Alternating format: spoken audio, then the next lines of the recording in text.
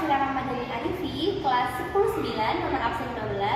Di sini saya akan menjelaskan mengenai soal dan pembahasan soal dari diagram pencar dan juga box plot.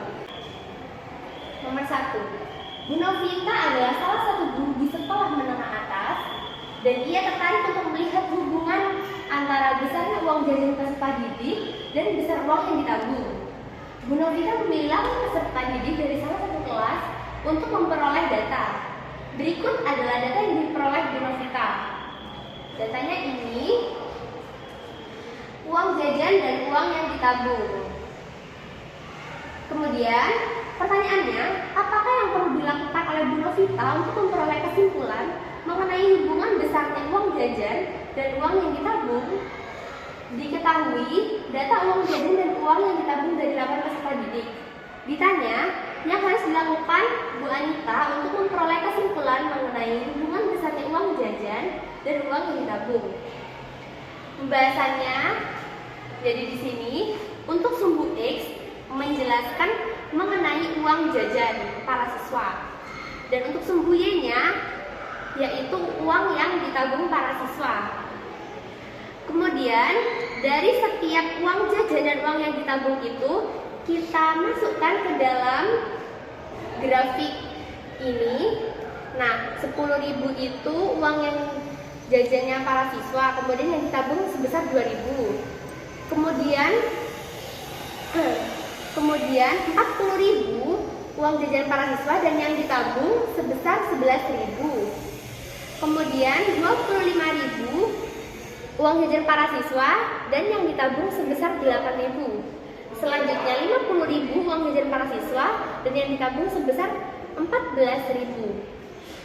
Kemudian 45.000 uang jajan para siswa dan yang ditabung sebesar 15.000. Selanjutnya 30.000 uang jajan para siswa dan yang ditabung sebesar 7.000. Dan 35.000 uang jajan para siswa yang ditabung sebesar 10.000. Dan yang terakhir, uang jajan 20.000 yang ditabung sebesar 5.000. Kemudian dihasilkanlah diagram pencar seperti ini. Kesimpulannya, jadi yang perlu dilakukan oleh Bu Novita adalah membuat diagram pencar sehingga memperoleh kesimpulan. Semakin besar uang jajan peserta didik, maka semakin besar pula uang yang ditabung.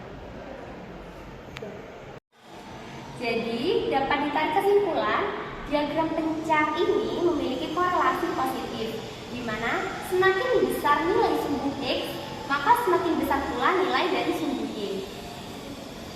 Selanjutnya, yaitu pembahasan mengenai soal pembuatan blogspot. Di sini terdapat soal, buatlah blogspot dari data poin yang dicetak Evan dalam 7 pertandingan basket di musim ini.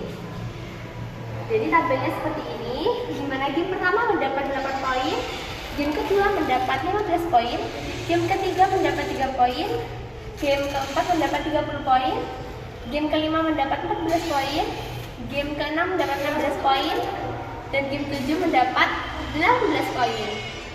Pembahasannya, kita urutkan terlebih dahulu data dari yang terkecil hingga yang terbesar, di mana kita dapatkan kuartil 1-nya yaitu 8, kuartil 2 15 atau median, kuartil 3-nya 18. Selanjutnya kita hitung nilai dari H, di mana dengan rumus Q3 dikurangi Q1 sama dengan 18 dikurangi 8 sama dengan 10.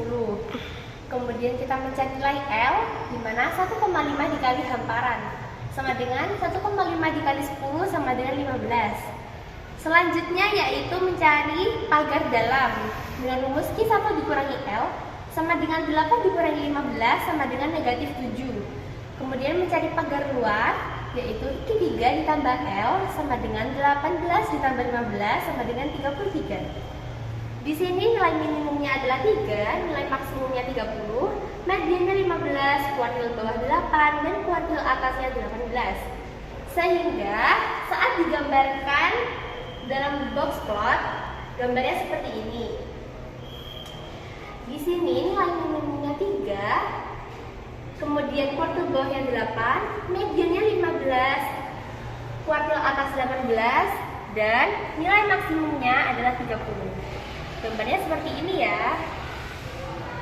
Sehingga analisisnya, box plot tersebut termasuk ke dalam negatif skew, di mana garis median tidak berada di tengah box, atau ini kotaknya menceng di ini. Kemudian disebut juga pelatih kurtik, karena kotaknya sempit dan memusat di tengah, sedangkan panjang garisnya sangat panjang, atau whiskersnya sangat panjang. Sekian pembahasan soal mengenai diagram pencar dan box plot dari saya. Kurang lebihnya mohon maaf, saya akhiri. Wassalamualaikum warahmatullahi wabarakatuh.